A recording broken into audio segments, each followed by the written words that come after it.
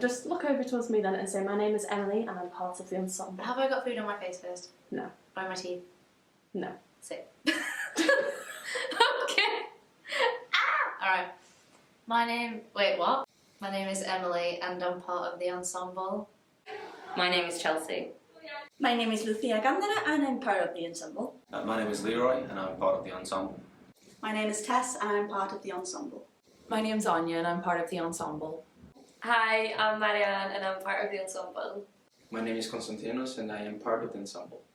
My name is Fran and I'm a part of the ensemble. Hi, my name is Siobhan and I'm part of the ensemble. Hello, my name is Max and I'm part of the ensemble. Hi, my name is Tessa and I'm part of the ensemble. Hello, my name is Grace and I am part of the ensemble. Hello, my name is Matt and I'm part of the ensemble. Hello, my name is Ben Peterson and I'm the movement director. Hi, my name is Sarah and I'm the assistant director, but I'm also documenting Dorian. Hello, my name is Sandra and no. Hello, my name is Miguel and I'm part of Acting and Theatre-Making course level 6 and I'm really proud to be part of this team. Oh, that's so sweet. That space between the arm and the elbow. So it's a running in place.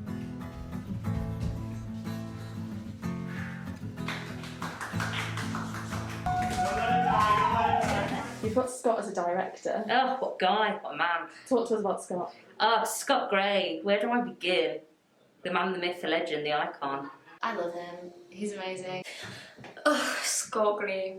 I love Scott. I love Scott and Ben as both directors and movement directors. I think it's amazing. I've never had teachers like that. He's really open. And I'm so different because of what Scott told me. He's brilliant. I have a huge respect for Scott and his own work. And he is like one of the most supportive, like genuinely like open people. He's always taught me that it's okay to fail, it's okay to mess up, because from messing up and from failing you really create something beautiful. I've always loved working with Scott, and the way Scott works kind of speaks to me. But also to have Ben in the room and have a kind of fresh face and a new energy in the room, I think is making this more alive than it could have been before. Like, you create such a safe space, like always since day one. That is always how his classes and how this like process has felt, and it just feels, I feel so like lucky to be able to like carry that into like our third year production. Like, yeah, it just feels so nice to have that and have that like relationship with them already. It's good. My name's Scott Gray and I'm the director of Sons of Dorian. You've got more questions than other people just because obviously directorial vision. So... Sorry, what's that? Before the first lockdown, back in March of this year, this group of students and I were working together on a project that was much smaller scale than this. And it was built around the work of punch-drunk theatre, actually. So they had to create this kind of immersive storytelling, and mostly through the medium of physical work. And we got maybe 6 weeks into it. They were doing really lovely work. It was a really exciting project, and they were really engaged with it. And then lockdown happened, and we had to complete the work via Zoom. But they were really committed to it. They were really kind of excited about the work they'd done with a picture of Dorian Gray. And so we said, well, maybe we'll get the opportunity to revisit it at some point. And then it was, you know, obviously I was really happy then to be asked to come and direct it, having done some of the work with them already. And we picked it up. So I think that the thing that drew me to a picture of Dorian Gray in the first place was that if you're working on really physical work, it's nice to work with something that has kind of a supernatural element to it, or something that is just not quite of this world. It gives us permission, it gives us license to bigger and more explosive and more experimental, and I think actually that's what's good for these people. This group is bonkers, which is a good thing. They're a really energised group, a really physical group. So they know how to throw their bodies like full force into everything. You give them a task and their first impulse is to kind of jump off the cliff with their entire body. And that's a real gift, because that's really hard to get people to do sometimes, to really use their body in a kind of desocialised way. I often say to them, like, I'm not asking you to do this on the tube, but when you walk into this rehearsal room, what I want is for your body to be the fullest, biggest, most expressive instrument it possibly can be. And this group loves that. But they're also a really exciting group because they're really musically talented, they're really rhythmic, and they're really playful. So the tone of rehearsals, they're really good at switching from this kind of irreverent, silly, kind of playful attitude, and then when it's time to work, they can keep the energy from that, but turn it on its head and turn it into something creative and focused. And that's why they're such a lovely group to work with. We're having a great time, actually. It's early days, I'm sure it'll all go horribly wrong, but at the moment we're having a great time.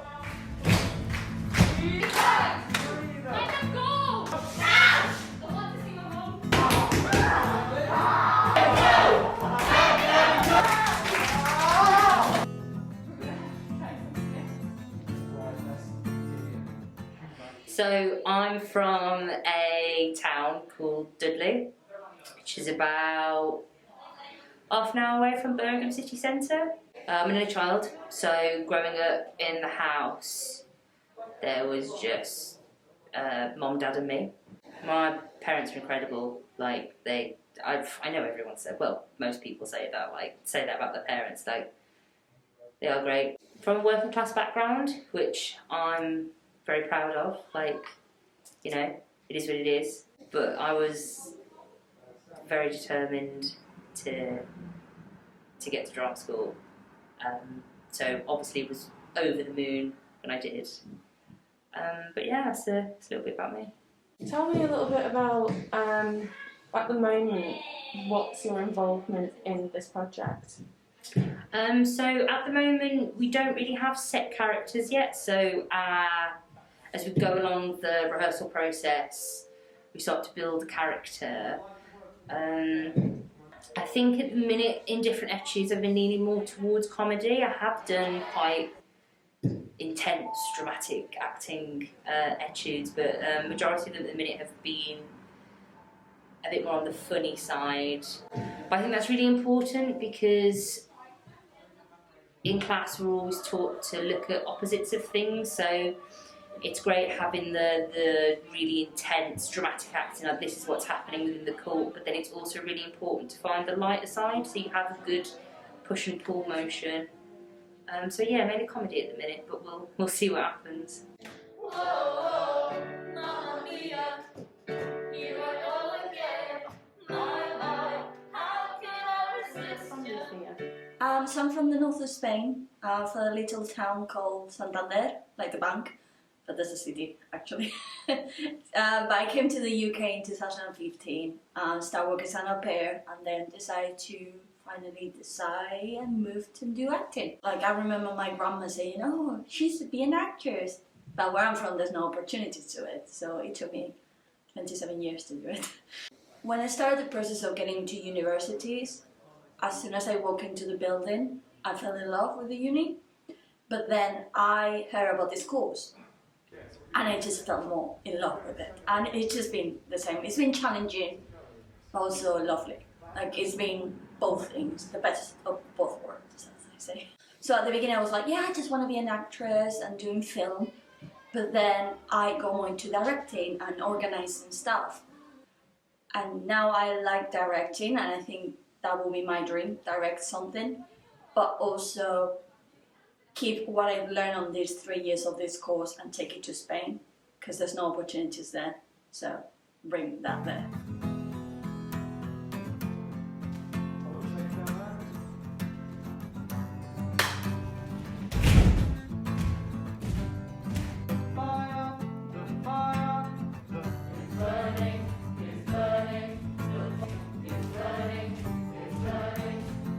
Where are you in the process in your director's mind's eye? Where are we up to? We're on the 5th day of devising at the moment, so still quite early. We're really just experimenting and we're playing with ideas. And we're at the stage where probably just this week, just today, we're starting to get a clearer idea, or I'm starting to get a clearer idea, I think, of what the play might be, like what the potential is. And I've started writing 2 synopses of 2 separate plays where I think it might go.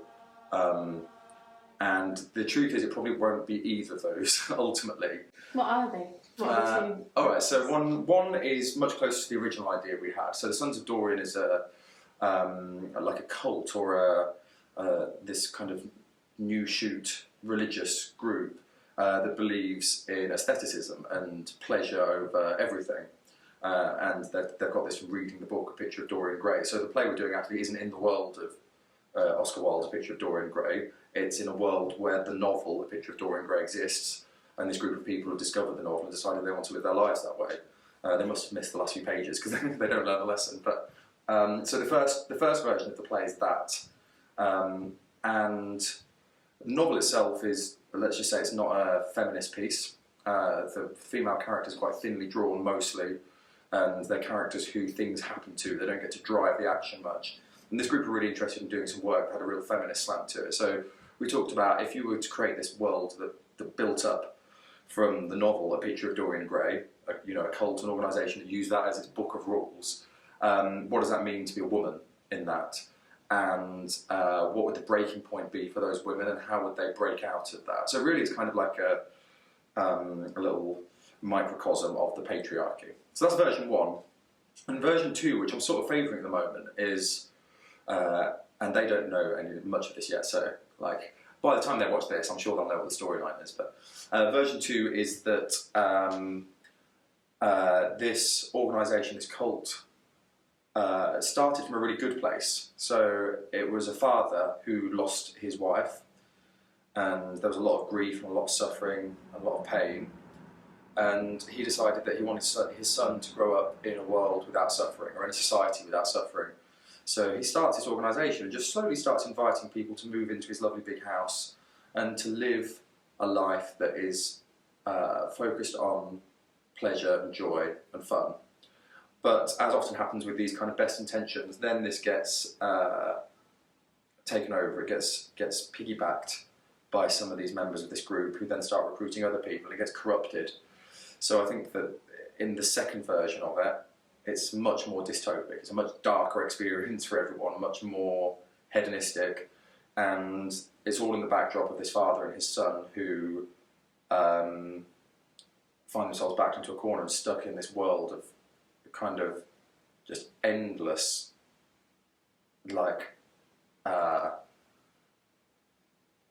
just madness, I suppose. And I quite like this idea because I still think it has, we're still absolutely going for this theory about, what happens when a man builds a world for his son and then women have to live by those rules. And it's going to be the women who end up kind of saving the day and rescuing the world from the patriarchy. And I guess it's still very unclear at the moment, but I guess the metaphor is when men build worlds for their sons, what does a woman have to do to warrant existing, to warrant having her voice heard?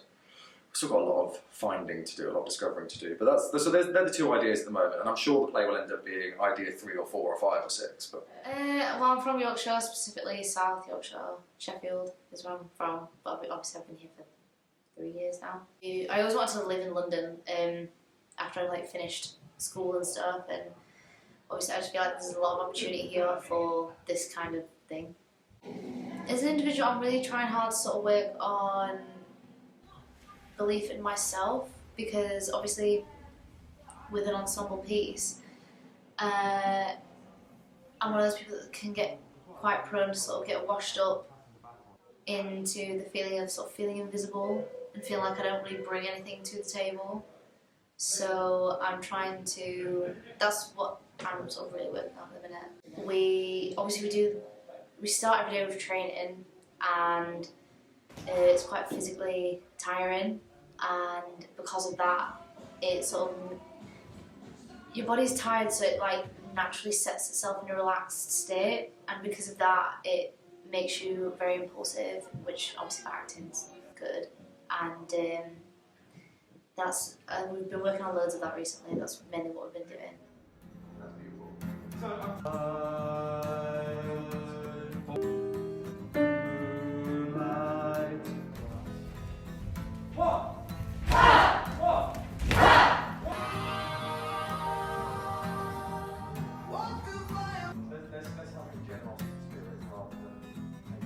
directing under COVID, can you just tell us a little bit about what have you had to change much as a director?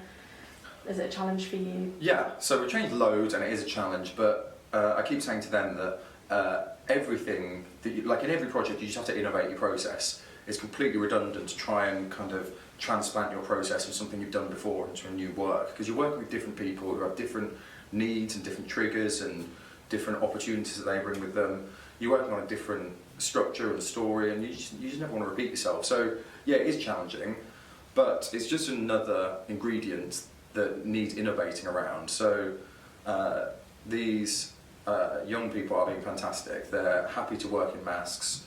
They are not being limited physically by that at all. We are having to innovate ways to work at distance. And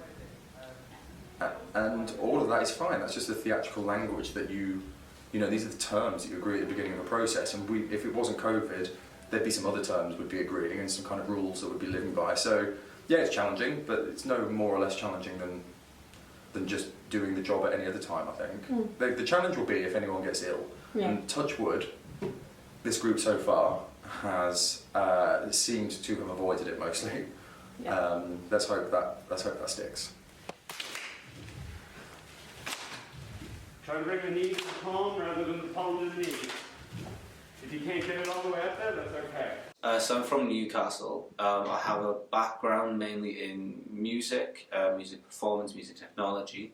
I was heavily into sports when I was growing up, and then just over time, kind of the singing and the drama became more and more important, and then decided to audition for uni like a week before the deadline. Got in somehow. Yeah, I've always enjoyed movement, but like my main journey was just kind of learning to not apologise for who I am, like the space that I take up, and just kind of accepting that this is kind of like who I am, this is how my body moves, and just allowing it to come and not kind of blocking it off, because that was my main issue in first year. Like I was very pent up in my walls, and like I was like, I have to do this, otherwise this is going to happen, and just bad things. But now it's just like, nah, like I can move and I can be free and just do what I want to do. The movement elements are what I strive for mainly, but recently I've been like very interested in songwriting, and I have had the opportunity to like write some stuff for this, and that is just it's an experience that like I wouldn't trade for the world, because like it's so different from just like writing for my own personal gain to like write for something that could go on further. It's been really challenging, but it's been fantastic. But I've never felt particularly pushed, and then all of a sudden I just had Scott in just like this bright, positive attitude, just being like, you can go further, where is that wall, where is it, like, have you found it yet? No, you haven't found it yet, like, what you doing, what you playing at, like, just having someone there just like positively driving that forward and just being like, right, that's the accelerate button, floor it. It's been fantastic.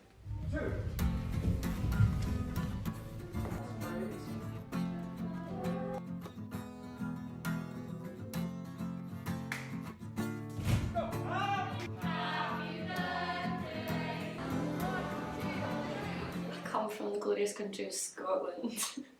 Yeah, I'm Scottish, and I trained in musical theatre previously, and then did like some other like TIE work and stuff. Didn't know what I wanted to do, and then found this wonderful place. And yeah, I guess everything's kind of changed. I don't really want to do musical theatre anymore, and don't know what I want to do. I guess find that out, I hope, at some point soon. I don't know, I mean, I kind of said to Scott, like, at some point, like, all I want to do, and I did mean it as a joke, but I kind of didn't. I was like, all I want to do is roll around on the floor and make noise. And like, yeah, like, I'd never done movement work before I came here, and I love it. And if I could just do movement work for the rest of my life, I happily would.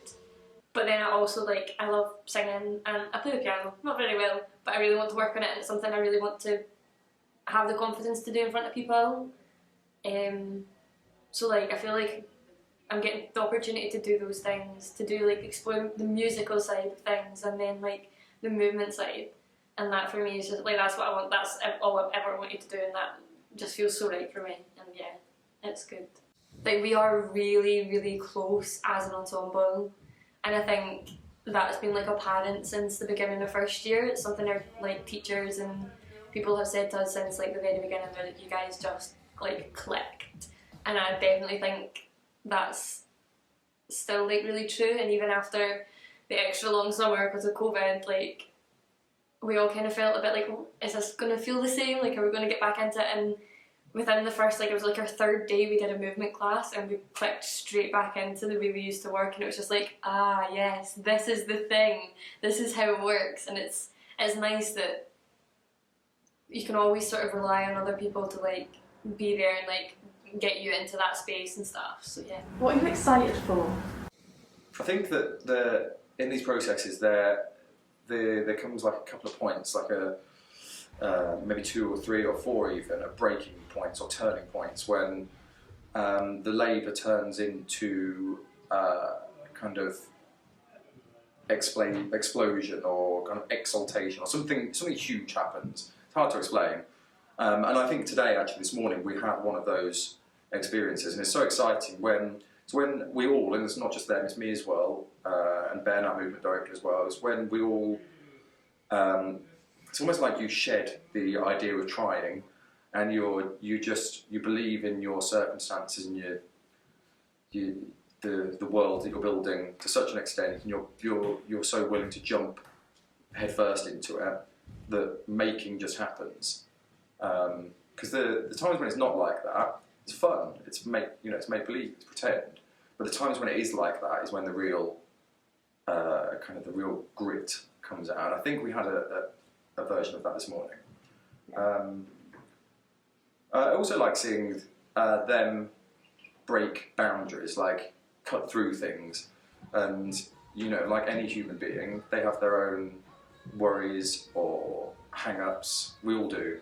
And when you see someone develop the courage or the energy or the consciousness to take that on and win, that's really exciting. And that's what these processes are about, really. They're really revealing processes, I think.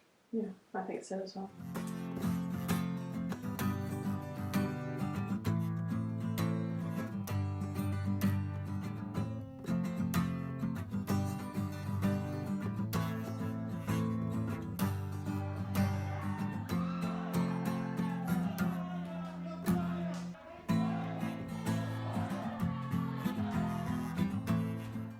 Yeah, I've been doing theatre and singing and acting for most of my life, being in like drama clubs, did drama at school and stuff. I was part of the Euston Theatre School, which originates in Sweden, but there was a British version of it that was in partnership with Playbox, and it was like half an hour from where I live, so you had to audition to it, and it was basically classed as like non-in-education training for people who want to professionally pursue acting and theatre making and musical theatre.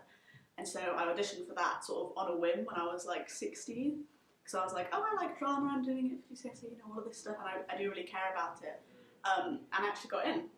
Yeah, basically that just grew into like a love of creating and making and acting and singing and everything and being on stage.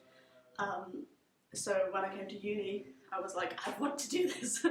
And so I actually applied for musical theatre at various different schools.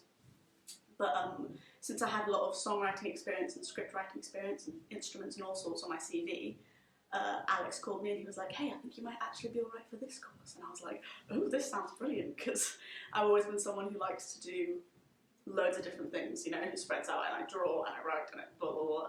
So the idea that there was a course where, no, you can actually do all of these things, I was like, oh my god, it's perfect.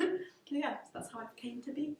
Yeah, one of my main things that I've been trying to push myself towards more and work on within myself has just been sort of throwing myself into things, because I have so much passion and so much love for this field, but I have so much anxiety, because I do have anxiety, And so the past 2 years that I've been in training, I've just been pulling back, and I've been told that, and I've felt it, and I've seen it in my own performance.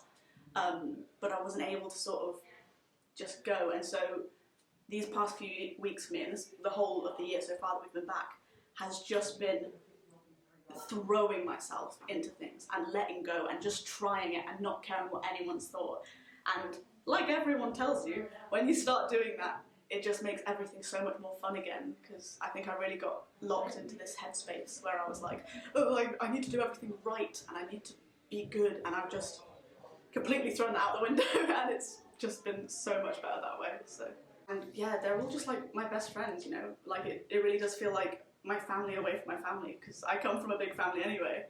And I just love them all so much, and it's so fun and exciting to work together, especially after being away because of COVID for 6 months. Getting to be back in the room and working and seeing everyone like doing the thing, you know, doing what they're best at has been, it's been absolutely amazing to work with them.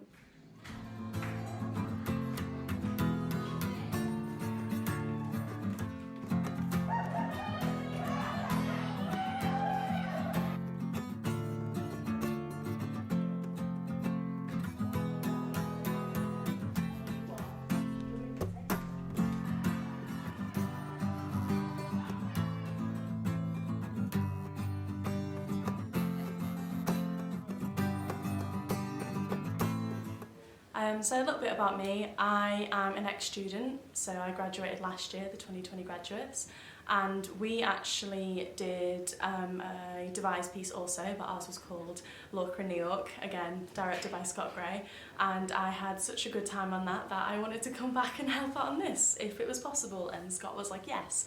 So here I am. And then Scott was like, hey, I think we might like film a documentary for this. How do you feel about it? And because I've done like camera work before and stuff, I was like, yeah, sure. So that's what I'm doing, capturing all the footage in the room and taking photos and editing and helping out with the production and having a great time. So that's a little bit about me. But I'm also an actor as well. So while I'm looking for work doing that, I love to just do all things creative. I am from Cyprus. I mean, unlike most people, I decided that I want to become an actor at the age of 20, 21. Well, I was in the middle of my military service in Cyprus, because that's mandatory there. That's where I served for 3 years. So I decided that, and then I moved to England for a foundation course that I took on for about 3 months. And then, so that was to prepare me for an audition for an actual drama school. And then the following year I came here, University of West London, and the rest is history. Well, this might be a bit generic, but I am aiming to become like a very versatile actor, to be able to take on any kind of role. I don't want to specify, I mean, I don't want to like work into like very certain fields of the of the arts, and I want to be the person that is, you know, able to kind of shift into different, you know, circumstances and stuff. I would be interested in the future to like get on directing a little bit more seriously, but I feel like I'm more interested in film directing, and I think that I should take another course for that. But I am also very interested in theater directing, and I mean, I have directed 2 pieces in our showcases, and I enjoyed it very much, and I'm looking forward to do that again. I do feel pressure sometimes, because we do have like a lot of ed shoots that I need to improvise a lot, and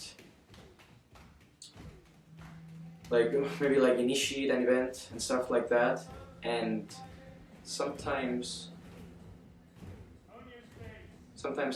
it's hard. Well, actually, that's a good question. What do you want the cult leader, you as a character, to be called? Yeah. Have you got a name yet? Well, I think Scott has one. I think it's Darius. Darius. Yeah. Yeah. He initially said that he'd like a very common name for the cult leader, but then he came up with Darius. So. I think Darius is good. Yeah. It's strong. I like it as well. Well, it does mean king in Latin. I don't know. Our teachers in school were like being the boss, whereas here they're being like leaders. You know, they are doing the thing with us. They're not like telling us to do that and like watching it. They are doing the thing with us. They are part of it. And I mean, it's usually them that bring like, you know, the energy to the room. I mean, if everyone is in the classroom and they're being like very, you know, feeling low and stuff like that, and you know, Scott comes in and starts singing, I mean, that's gone. That belongs in the past, you know. I mean, everyone's like cheered up, and it's amazing. I mean, it's mostly the energy they bring. They're so passionate about it, and it's great. Very, very lucky to be working with them.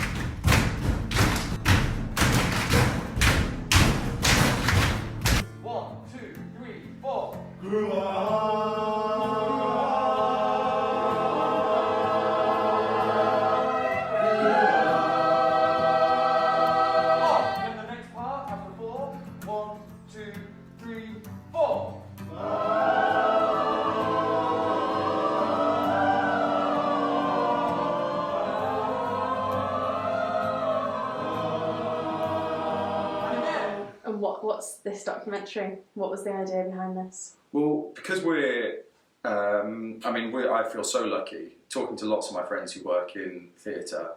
There are very few of them who are getting to make anything at the moment, and you know, people who work in theatre really it's our identity. You know, like there's not a lot. I haven't got a lot else going on for me. I've not got a lot else to offer other than theatre. So given that we're working under these conditions, and these conditions, touch wood, will never arise again, or in our lifetimes, and because it's a piece of theatre that is for camera, it seems to me like we're really missing an opportunity if we don't capture the process somehow. There's going to be a lot that I learn, and hopefully that all of us will learn from working in this way, and I want to be able to share that part of the work as much as I want to share the finished product. It's never really about the finished product. I hope it'll be great, but actually the process is the interesting part under these circumstances. Yeah. I've thought of calling it Documenting Dorian. Oh, I like that. Not short, snippy. I like that because it sounds a bit like, you know, like the British version of Keeping Up with the Kardashians, only with some beautiful Victorian man who gets a portrait painted. Yeah, definitely some beautiful. Some beautiful Victorian. No, definitely not talking about myself. Starring you as Kim Kardashian. I was talking about Dorian Gray.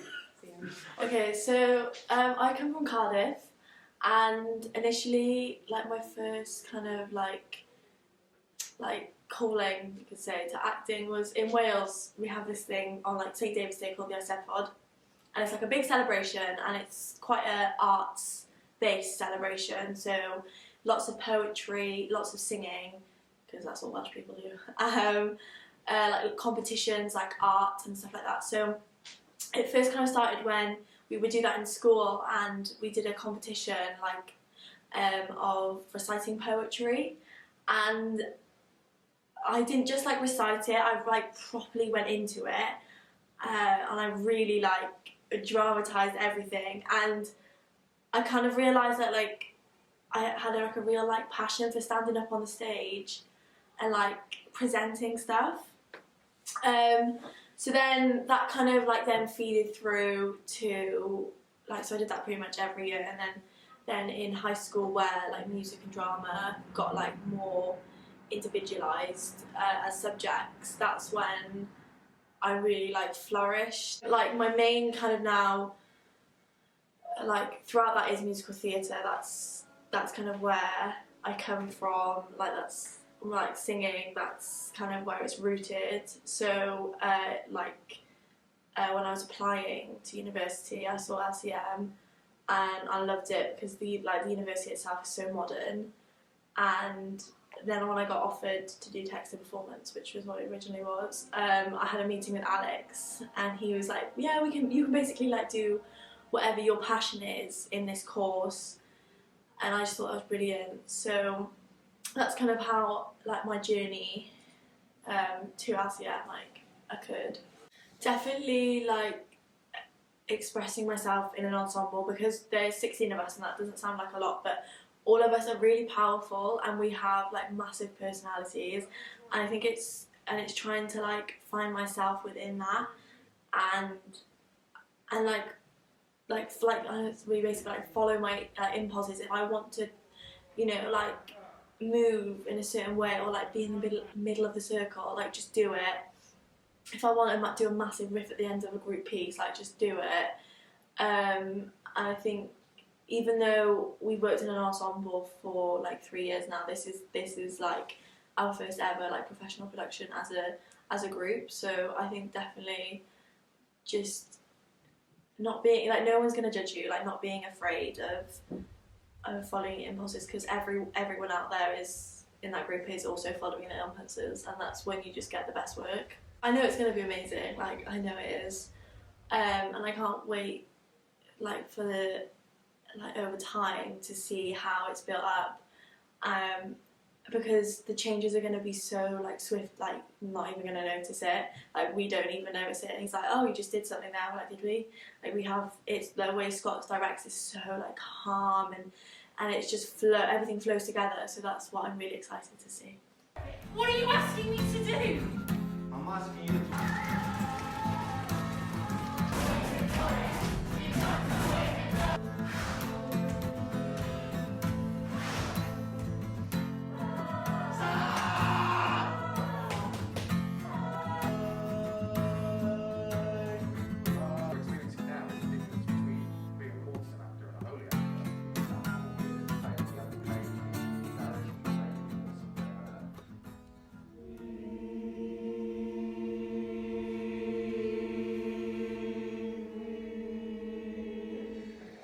Well, I'm from Kent. I've pretty much been doing drama since I was very young. I've been working in a lot of like drama clubs, in school, in local youth centres for a while, and I think I picked up drama because that's where I really belonged. It was a place where I could either be myself or not be myself, but it was really a place where I picked up a lot of friends, and it was really a place where I learned to, in a way, just find a sense of belonging, really. I think I have a role. It's a role that I've been thinking about for a while now. It's along the lines of lost child and like very innocent child. I think that's the main baseline for my character that we've thought about throughout the rehearsal process so far. And it's just been really interesting to see how that character reacts within the cult, within Sons of Dorian, and it's really interesting. It's been really interesting to find out what the limits are and what the limit, whether we can make our way past those limits. For me, it's definitely confidence. It's trying to get out of that mindset of saying, can I do this? Maybe I shouldn't do this. And instead replacing it with the thought of, can I do this? I'm going to try and do this. And if I fail, then that's okay. I'll move on. I'll try again. I'll pick myself up.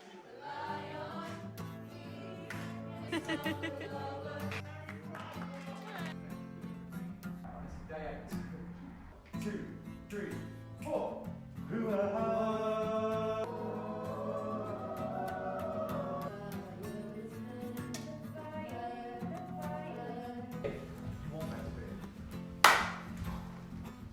Oh, I'm from Durham.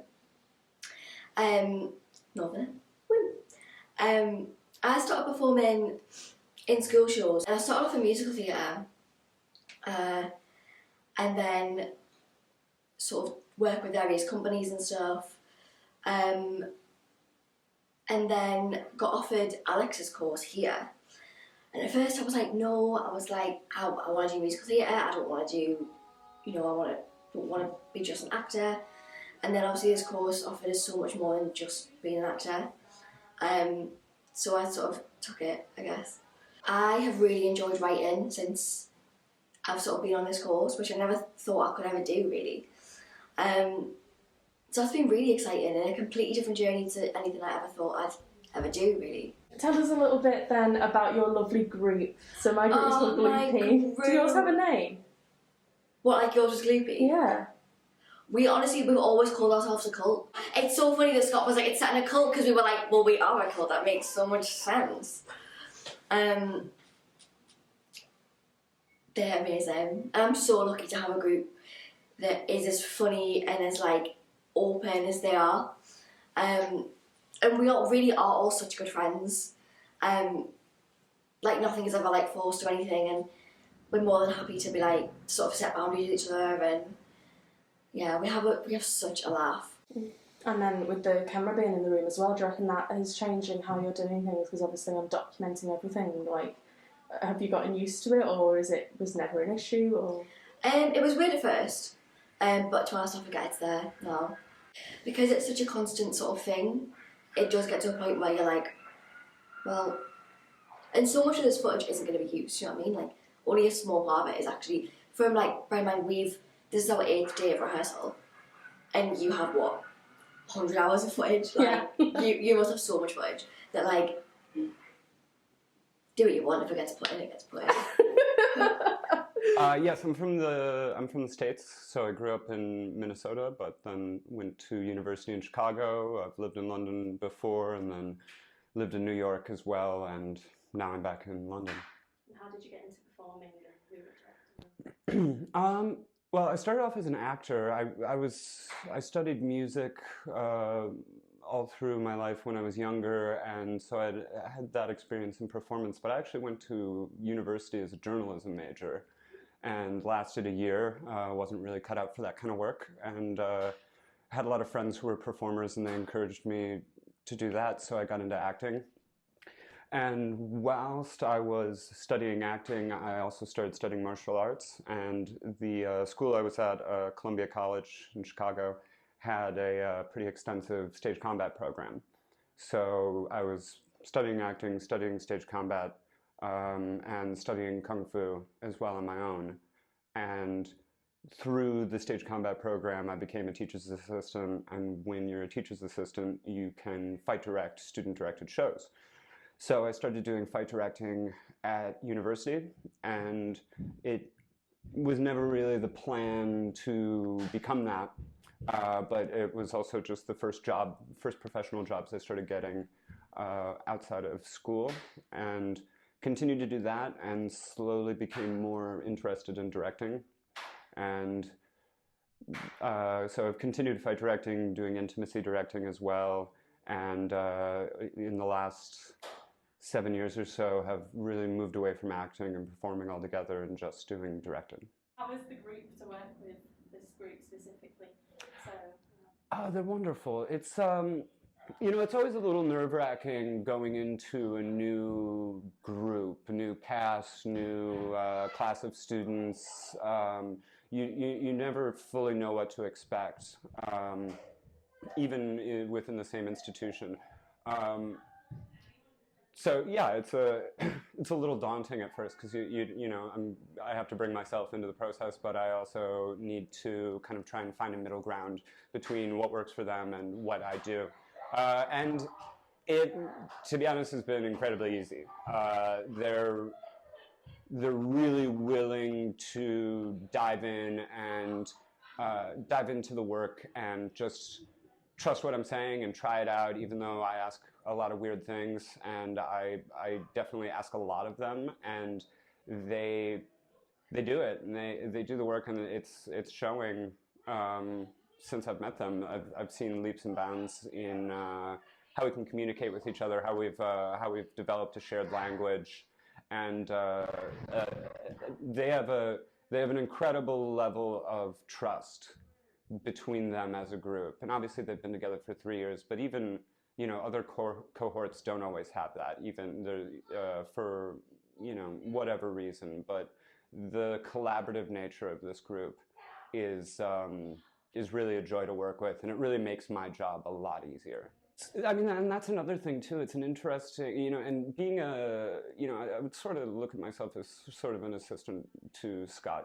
He gives me a ton of autonomy, And he definitely, you know, there are times where you're working with the director where they really want you to stay in your lane, and you have this part and this is your part, and I'm separate from that, but you're separate from this.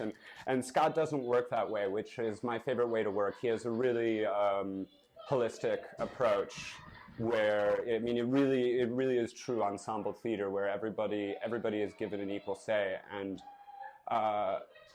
yeah, so it can be difficult coming in to work with someone this closely who you don't know. And yeah, Scott and I have just gotten on like a house on fire. It really, we didn't meet until 4 weeks ago when we started this, so I had only been having email and phone conversations with him. So we had a sense of each other, but you really never know until you know, right? Yeah. And it really clicked from the beginning, and he's been one of my favorite directors I've ever worked with, because he's got an exuberance and an excitement for new ideas and for really letting the process go wherever it leads us.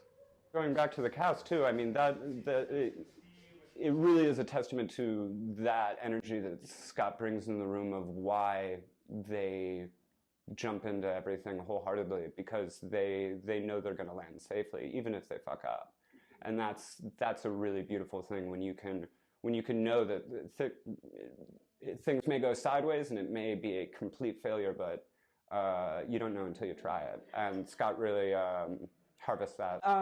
So yeah, with the Grotowski work and with kind of letting that bleed into the open improvisation group devising stuff, a lot of what I've been doing over the last couple of weeks is just trying to really get them to not have any more or not have any inhibitions, and to just clear away any blockages and let them really unleash energetically, emotionally,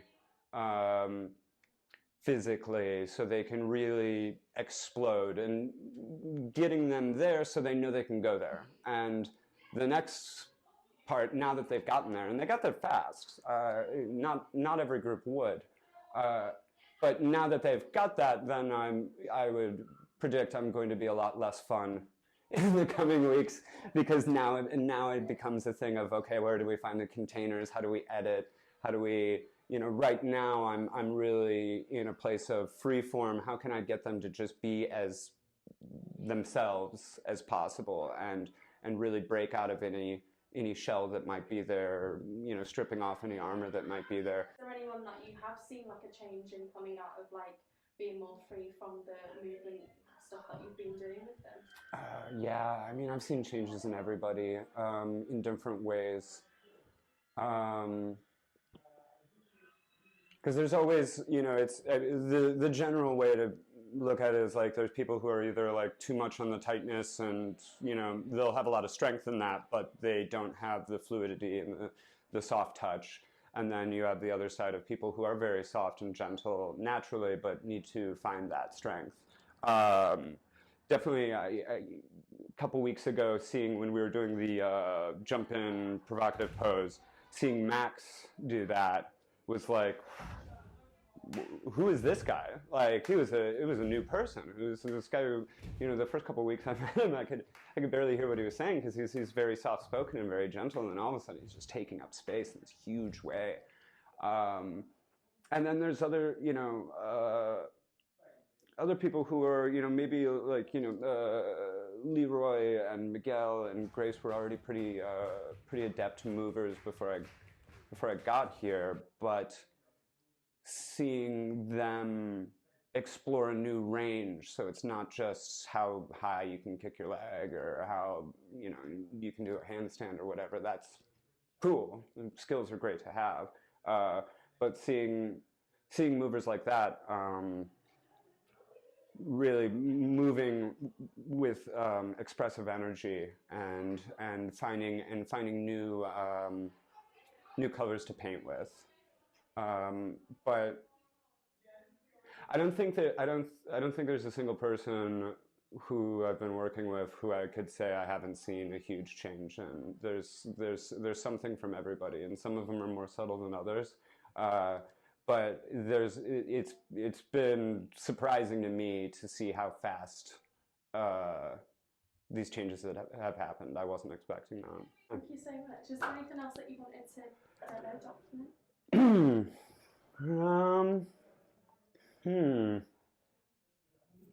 Thank you, Scott. Thank you, Cass. Thank you, thank you, Alex. Thank you, Zara. Yeah. Thank you so much. Bridgebone, follow your pulse. Good, passing. Bridgebone. This was celestial theater.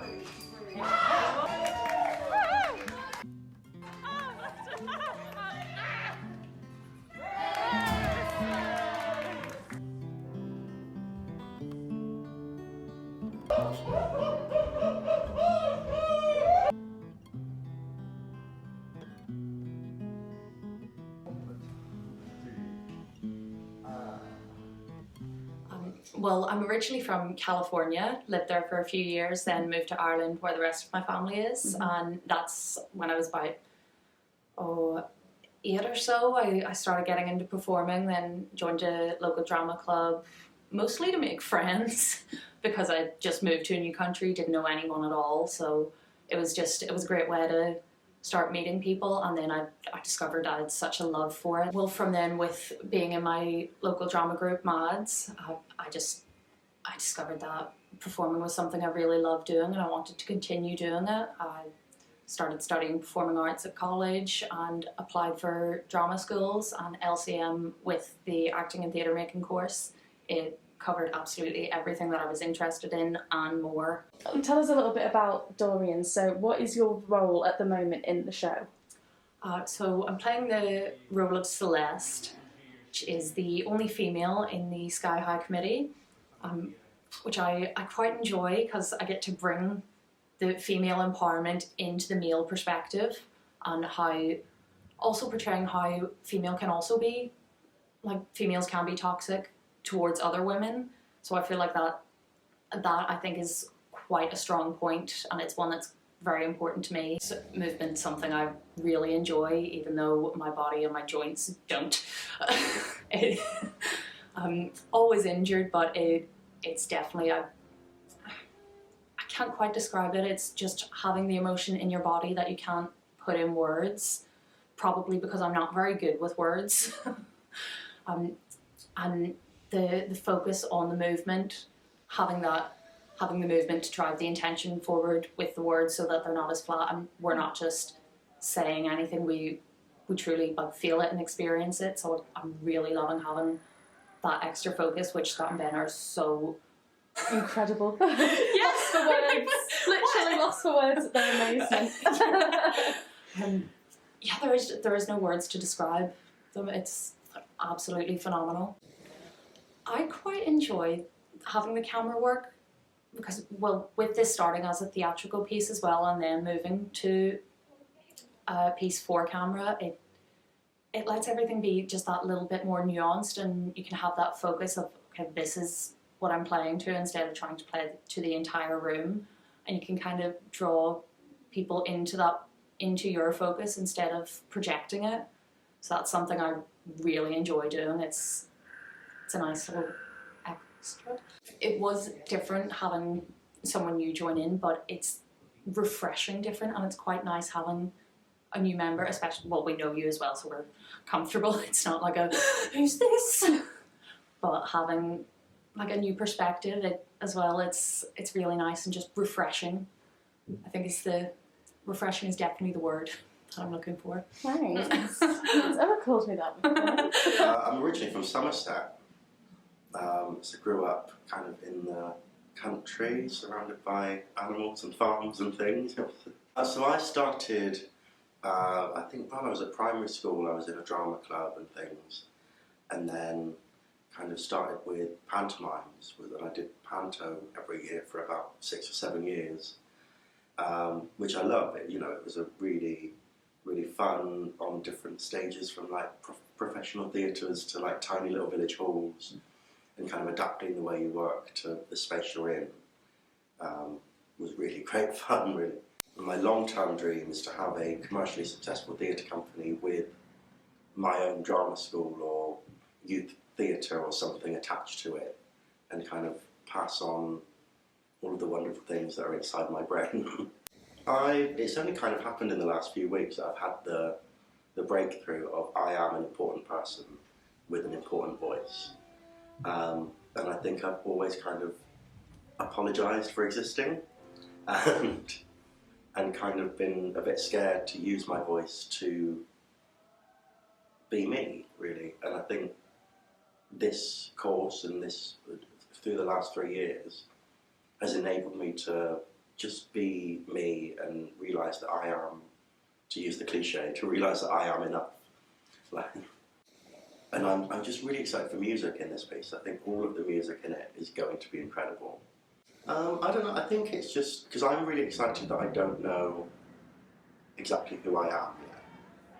And so today we're doing this kind of improv gecko theatre style of the whole play. And what really excites me about that is none of us have got characters, no one knows who we are. And I think it's going to be a really interesting exploration of how do we fit in naturally instead of this is my character and I'm going to shoehorn them in. And I really hope that the next time we sit down and talk about this, I feel like my character has created themselves naturally and hasn't just been kind of shoved in. Yeah, I think that's something that I'm interested in comparing now and in a month's time to how I feel about that. So. Tell us about Chelsea. Chelsea's a gifted actress actually in general, but also she's hilarious, a really brilliant comedian, and we need to make sure we get that into Sons of Dorian. Marianne. Marianne's so musical and also a fantastic dancer, and also finds it very easy to slip into circumstances, so she's so believable and credible. Max. Max has just the most unique personality I've ever met, and if we could bottle Max's energy and sell it, we'd be very rich, and that's what we're going to try and do here. Grace. Grace is a really talented mover. Her body is incredibly expressive, and I think she has quite a lot of dance background, and she's now able to apply that to kind of an acting scenario. Fran.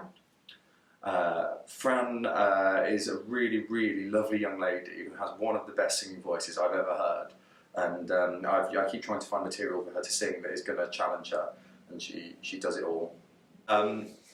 Emily has really strong opinions because she's really thoughtful, really well read, and she has found a way of letting that inform her decision making when she's creating work, when she's writing, or when she's acting actually. Matt.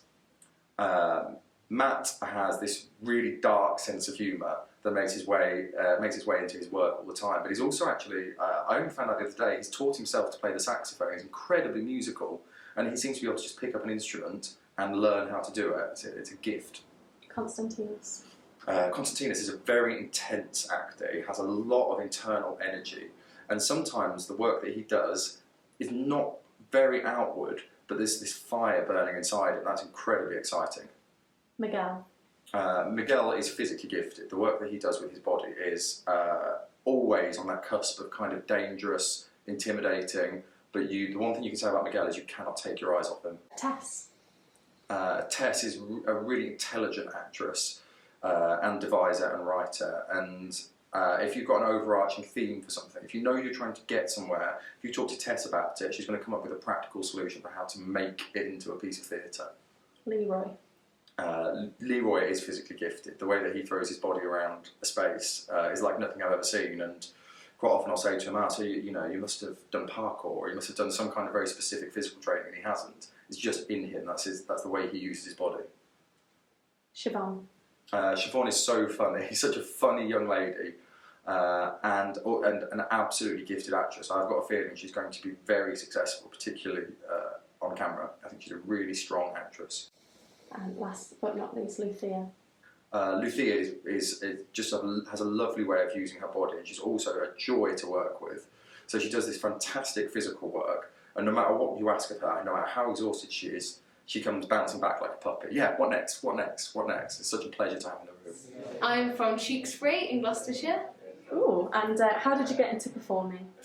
So I left acting from like a young age, and I really like dance as well. So the idea of like movement and theatre kind of brought me to this course, because I know I wanted to do acting, but then I also wanted to do musical theatre, but I wanted to do both at the same time. So when Alex offered me this course, I thought it combines both, so why would I not take the opportunity? Yeah, it's definitely this idea of not everything has to be perfect, and I don't always have to get it right. And if I do fail, then that's a good thing. Like, it shouldn't be seen as a bad thing. I'm just that person that like brings energy into the room, like making sure everyone's okay, and just like being happy, and like having someone that is always like, no, like it's okay, like everyone's gonna be fine.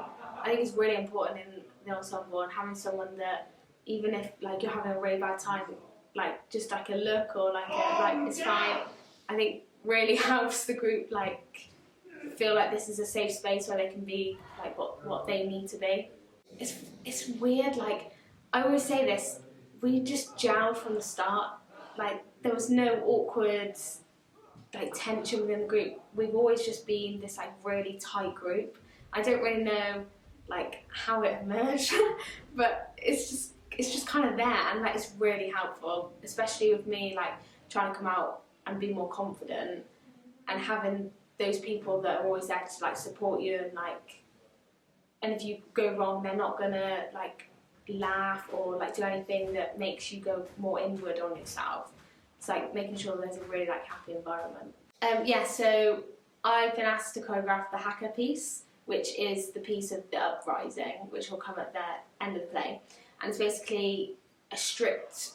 So Scott briefed me and said it's a strict movement sequence which will allow us to show freedom in. So I spoke to him and he asked me to do the Hacker. So I've tried to create like a real structured, like rigid movement which can also show our freedom in. I think I'm most excited for really proving what I can do. And like just before lockdown, we were going to do this production, obviously not in this form, in like a more immersive piece. And I really felt that was my moment to prove like what I can do. And obviously it didn't happen. So I feel like now I've been given this like second chance to be, no, like this is what I can do, and I'm just excited to like show that and like prove that I can do the stuff that I think I can do. Yeah, I believe you. Thank you, Zoe. When I was 6 years old, I wanted to be a president, you know, a country president. But sooner or later, I realized it wasn't really that. So I wanted to be veterinary because that was my mom's dream. And then she took me to a theatre to see Sound of Music, the musical. And all of that just filled my heart with magic, and every time since then I just want to be on stage and deliver that magic to people. My dream has been always to make people, at least, even if it's just one moment, to smile.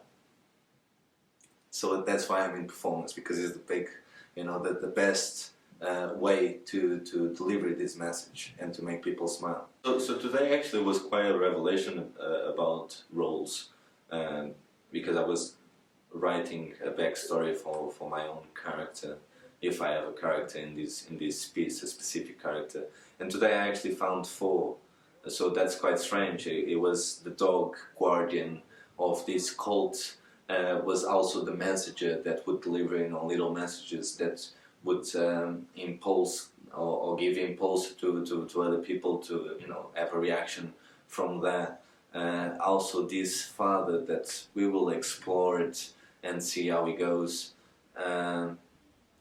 But yeah, definitely the main character is about this homeless, addicted guy that's been brought to the cult by the cult leader and falls in love with a cult leader that after that it just doesn't care about me anymore. So I get frustrated and I want this love so much that I get the only way that the cult leader will look at me again is if he hates me.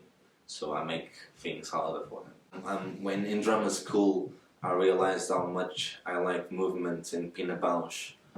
So Pina Bausch is a big character in my craft, and Scott introduced me to Grotowski and Laban, and Grotowski apparently is one of Pina Bausch teachers. So definitely, you know, like my relation with Scott is very moving, you know, like very movement based, which I love and which I appreciate, and I have a huge respect for Scott and his own work. And I believe everything he says, like, is not to take in count, but to have in your mind. How do you feel when you're moving? Free. It's like I'm this bird in a cage, and I've been given the possibility to fly. So that's me in movement. Like, bear with us. This is gonna be fucking amazing. And let's just hope that theatre will come again in actually stage, and hopefully the level 6 from the years previously will come again to a stage and do, you know, the actual performance that they should do, and hopefully we will do it again as well. I really hope that this class and the class that was previous from level 6 will actually form a company, you know, together, because I think we do love each other and we do work together very fine, very good. We respect each other. So I do believe that acting and theatre making could be a company. More than a class, more than a course, could be a company.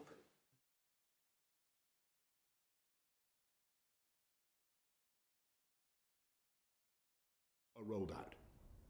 In England, we must therefore go into a national lockdown which is tough enough to contain this variant. That means the government is once again instructing you to stay at home. Stay